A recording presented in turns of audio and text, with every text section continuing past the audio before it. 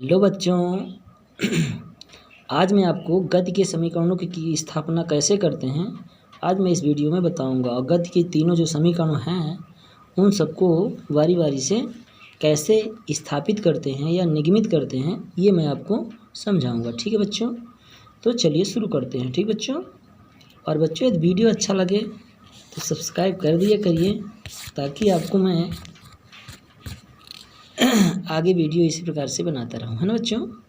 चलो ठीक है बच्चों, धन्यवाद। और आपका सहयोग अच्छा मिल रहा है बच्चों। चलिए तो सबसे पहले गद्य के प्रथम समीकरण की स्थापना करते हैं। ठीक है बच्चों, तो सबसे पहले देखिए माना पाठ में क्या करते हैं बच्चों, मान लेते हैं कि जैसे देखिए माना पाठ ध्यान सुनिएगा। माना कि कोई वस्तु एक समान त्वरण ए से गतिमान है। ए क्या है बच्चों, त्वरण है। त्वरण क्या होता है, वेग में परिवर्तन की दर को त्वरण कहते हैं। समय के सापेक्ष वेग में परिवर्तन की दर को त्वरण कहते हैं। ठीक बच्चों, चलिए तो मान लेते हैं कि माना कि कोई वस्तु एक समान त्वरण ए से गतिमान है और उसका प्रारंभिक वेग क्या है, u है। ठीक है, और t समय पश्चात उसका वेग क्या हो जाता है, v हो जाता है। ठीक बच्चों, फिर से माना कि कोई वस्तु एक समान त्वरण से गतिमान है, उसका प्रारंभिक वेग u और t समय पश्चात उसका वेग क्या हो जाता है, v हो जाता है। ठीक बच्चों, अंतिम वेग v हो जाता है। ठीक है, तब कुछ नहीं बच्चों, त्वरण की परिभाषा से त्वरण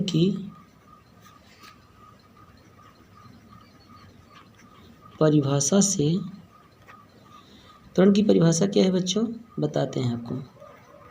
त्वरण बराबर होता है वेग में परिवर्तन बटे समय अंतराल। समय अंतराल कर दीजिए, समय कर दीजिए। ठीक बच्चों, तो देखिए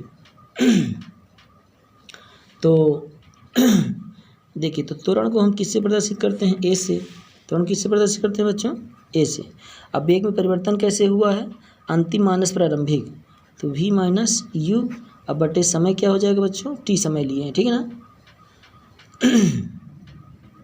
तो त्वरण की परिभाषा क्या है, वेग में परिवर्तन की दर को समय के सापेक्ष वेग में परिवर्तन की दर को, ये लाइन जो है तो किसको बताती है, दर को। ठीक बच्चों, तो समय के सापेक्ष वेग में परिवर्तन की दर को त्वरण कहते हैं। ठीक बच्चों, चलिए तो त्वरण को ए से दर्शाते हैं, तो लिख दिया। और वेग में परिवर्तन अंतिम माइनस प्रारंभिक, अंतिम वेग माइनस प्रारंभिक वेग, और समय को हमने टी माना था, टी समय पर परिवर्तन हुआ था। ठीक बच्चों, कुछ नहीं, तिर्यक गुणा कर दीजिए। इसका इधर गुणा करेंगे, इसका इधर, तो इसका एक के साथ गुणा करेंगे तो आपका यही रहेगा ना। और जब इसका इधर गुणा करेंगे तो क्या आ जाएगा, AT। ठीक बच्चों, चलिए तो इसको यू को पक्षांत कर दीजिए, तो v इक्वल टू यू इधर पक्षांत होगा तो प्लस हो जाएगा, और प्लस AT। लीजिए बच्चों, ये आपका प्रथम समीकरण निगमित हो गया। ठीक है, किसी समीकरण में यदि मान लीजिए आपको ये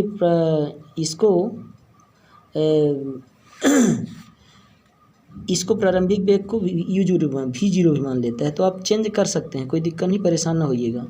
v इक्वल टू v0 और प्लस AT हो जाएगा। ठीक बच्चों, मतलब u की जगह पर v0 मान लेते हैं प्रारंभिक वेग। ठीक है ना, परेशान ना होइए, ये भी समीकरण एक बन जाता है। ठीक है, चलिए तो जब पूछेगा तब करिएगा। ठीक है, यदि कहता है प्रथम समीकरण निगमित कीजिए तब आपको इतने करना है। माना पाठ एक बार फिर से लीजिए इसका। मान लेते हैं कि कोई वस्तु एक समान त्वरण से गतिमान है जिसका प्रारंभिक वेग क्या है, u है, और t समय पश्चात उसका अंतिम वेग क्या हो जाता है, v हो जाता है। तब त्वरण की परिभाषा से सूत्र लगा दिए। पहला सिंपल सा है बच्चों। फिर दूसरा देखिए, गति के दूसरे समीकरण s is equal to ut plus half AT square की स्थापना। ठीक बच्चों, चलिए तो स्थापना कैसे करेंगे इसकी, फिर से माना पाठ में थोड़ा सा परिवर्तन है बच्चों, इसलिए मैं चेंज नहीं कर रहा हूँ। मान लेते हैं कि माना कि कोई वस्तु एक समान त्वरण से गतिमान है जिसका प्रारंभिक वेग u और t समय पश्चात वस्तु का विस्थापन s और अंतिम वेग क्या हो जाता है, v हो जाता है। ठीक बच्चों, ये सुन लीजिए बच्चों, माना पाठ ध्यान से सुनिएगा तो आराम से समझ में आएगा, आपको याद नहीं करना पड़ेगा।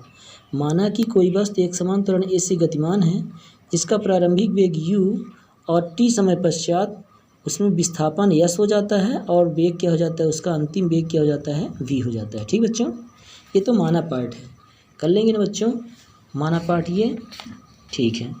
चलिए तो सबसे पहले हम क्या करते हैं बच्चों, औसत वेग निकाल लेते हैं। औसत वेग, औसत वेग बराबर क्या होता है बच्चों, u प्लस भी बटे 2। औसत का मतलब समझते हैं ना बच्चों, औसत वेग, औसत वेग का मतलब ये होता है कि हम जितने भी वेग हैं हमारे पास, एक प्रारंभिक है और एक अंतिम है, दोनों को जोड़ दिया, 2 का भाग दिया। औसत का मतलब होता है जितनी राशियाँ जुड़ती हैं उतने का भाग लगाना पड़ता है, लेकिन वेग इसमें औसत वेग निकालना हो तो कितने, 2 राशियाँ जुड़ रही, से 2 का भाग लगा दिया, ठीक बच्चों। चलिए अब सुनिएगा, तो औसत वेग निकाला। औसत वेग तो यहाँ पे आप जानते हैं कि v equal to u plus a t होता है, ठीक है ना बच्चों। तो v जहाँ लिखा है वहाँ पे हम u प्लस ए टी रख देंगे, देखिए क्या हो जाएगा, u प्लस, और v की जगह मान रख रहे हैं u प्लस ए टी का, तो u प्लस ए टी, अब बटे 2 आप कहाँ ही हैं, तो u यहाँ जुड़ जाएगा बच्चों, तो कितना हो जाएगा, 2u हो जाएगा प्लस ए टी बटे 2, ठीक बच्चों। u जोड़ दिया, 2u हुआ प्लस ए टी, अब बटे 2 है ही है, ठीक है। अब देखिए बच्चों, ये दोनों को अलग अलग कर दीजिए, तो क्या हो जाएगा, 2u बटे 2 हो गया, अब प्लस ए टी बटे 2 हो गया, ठीक बच्चों। 2 से 2 कैंसिल आउट हो जाएगा, तो क्या मिलेगा, u प्लस ए टी बटे 2, ठीक बच्चों। चलिए तो औसत वेग आपको क्या मिला, औसत वेग ये मिला, ठीक बच्चों। चलिए अब सुनिएगा थोड़ा सा बच्चों, और ये तो औसत वेग आ गया, यहीं पे समझा देते हैं, ठीक बच्चों, सुनिएगा ध्यान से। तो औसत वेग ये मिला। अब चलिए बच्चों, कुल विस्थापन, कुल विस्थापन, कुल विस्थापन बराबर क्या होता है सूत्र बच्चों, औसत वेग इंटू समय, औसत वेग इंटू समय होता है बच्चों, थोड़ा यहाँ लिखा है, ठीक है ना, जगह कम है। चलिए औसत वेग कितना मिला आपको, u प्लस ए टी बटे 2 मिला, और समय को क्या माना था, t। चलिए तो गुणा कर दीजिए बच्चों, इसका यहाँ भी गुणा, यहाँ भी गुणा होगा, ठीक। देखिए तो u का जब t के साथ गुणा करेंगे तो क्या आएगा, यू टी प्लस, अब यहाँ जब गुणा करेंगे बच्चों, तो चाहे तो आप a और t में t गुणा करेंगे तो टी स्क्वायर बटे 2 ही है, और कुल विस्थापन को हम s मान लेते हैं, ठीक। तो s बराबर हो जाएगा आपका यू टी प्लस 1 बटे 2 को सामने ले लीजिए, ए टी स्क्वायर। यही आपका गति का कौन सा समीकरण है, दूसरा समीकरण, ठीक बच्चों। यहाँ जो थोड़ा सा एक चीज़ बता देते हैं, कुल विस्थापन व औसत वेग इंटू समय कैसे आता है, तो समय अंतराल या समय, तो ध्यान रखिएगा, औसत वेग बराबर होता है कुल विस्थापन बटे समय, यहाँ से निकलता है बच्चों ये, औसत वेग बराबर होता है बच्चों कुल विस्थापन बटे समय, समय अंतराल, ठीक बच्चों, समय अंतराल, ठीक बच्चों। देखिए जब इसको हम निकालें, कुल विस्थापन निकालें तो 1 का गुणा करेंगे, इधर गुणा करेंगे तो ये आ जाएगा आपका कुल विस्थापन, ठीक बच्चों, और ये इसका तिर्यक गुणा होगा तो औसत वेग इंटू समय अंतराल हो जाएगा, औसत वेग इंटू समय अंतराल ये आपका है, ठीक है। यहाँ पे समय या समय अंतराल कर लीजिएगा, समय, ठीक बच्चों। चलिए अब देखिए गति का तीसरा समीकरण का निरूपण कैसे करेंगे, ठीक बच्चों। तो माना पार्ट आपका वही रहेगा जो ऊपर वाले में था, पहले दूसरे वाले में, ठीक है। मानेंगे कि वस्तु एक समान त्वरण ऐसे गतिमान है और उसका प्रारंभिक वेग u है, और t समय पश्चात उसका वेग v और विस्थापन s हो जाता है। आगे पीछे इसको लिख सकते हैं, ठीक है। फिर से बच्चों वही, माना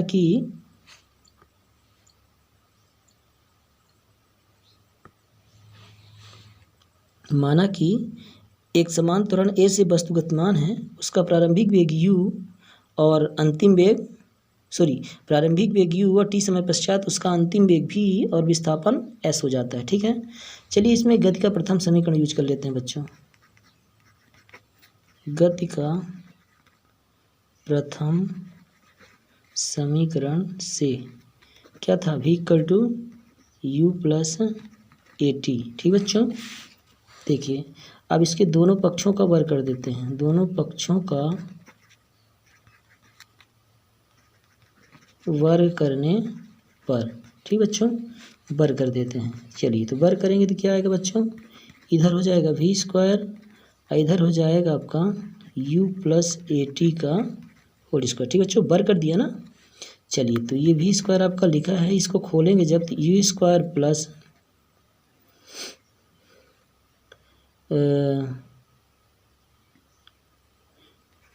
ए स्क्वायर टी स्क्वायर अब प्लस 2ab होता है ना, तो UAT आएगा। चलिए बच्चों, अभी समझ में आपके नहीं आया, मैं समझाता हूँ आपको। a प्लस बी का होल स्क्वायर बराबर क्या होता है बच्चों, A square plus B square plus 2ab नहीं होता बच्चों। चलिए तो मैं वही काम किया हूँ, अब देखिए ध्यान से थोड़ा सा। ठीक बच्चों, देखिए तो u की जगह a की जगह क्या है आपका u है। ठीक बच्चों, तो मैंने a स्क्वायर किया तो u स्क्वायर हो गया, फिर प्लस लिखा है प्लस किया, b स्क्वायर जो है 80 है, तो जब इसका स्क्वायर करेंगे दोनों खुल जाएंगे, जैसे ऐसे बच्चों 80 का स्क्वायर करेंगे, ठीक है ना, लेकिन जब ये खुलेगा तो a स्क्वायर टी स्क्वायर हो जाएगा। ठीक है, चलिए फिर इसके बाद प्लस लिखा है प्लस किया, फिर 2 सूत्र में था 2 किया, a की जगह u है तो u लिख दिया, ये सब इंटू फॉर्म में। ठीक है, और b की जगह क्या है 80 तो 80 हो गया। ठीक है, चलिए अब सुनिए बच्चों, इसमें हम 2a कॉमन ले लेते हैं। कितना बच्चों, 2a कॉमन ले लेते हैं।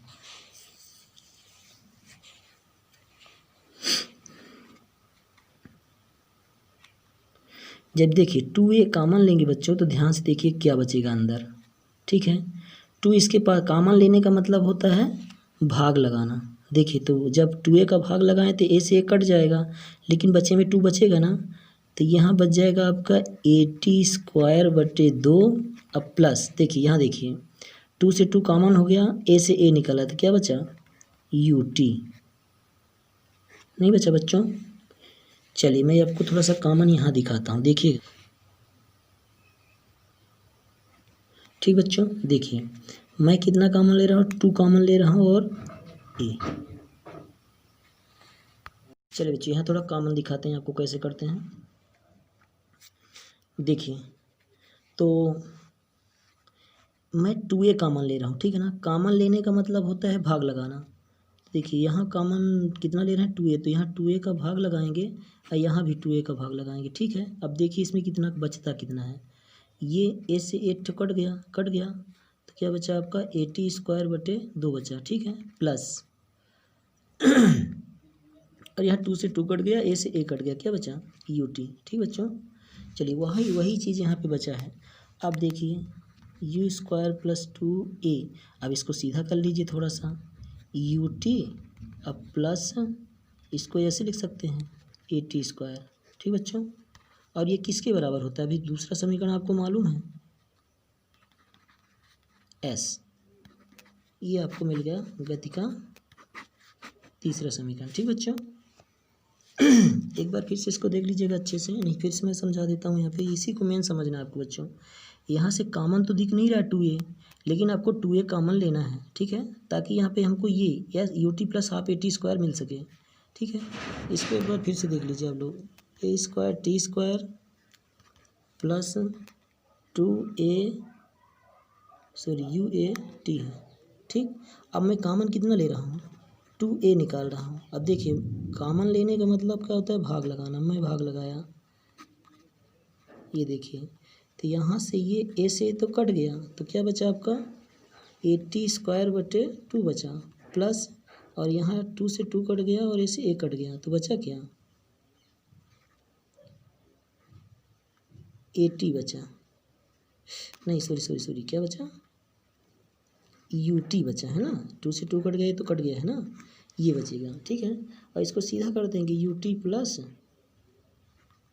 हाफ ए टी स्क्वायर, और ये किसके बराबर होता है, यस के। ठीक है, इस प्रकार से बच्चों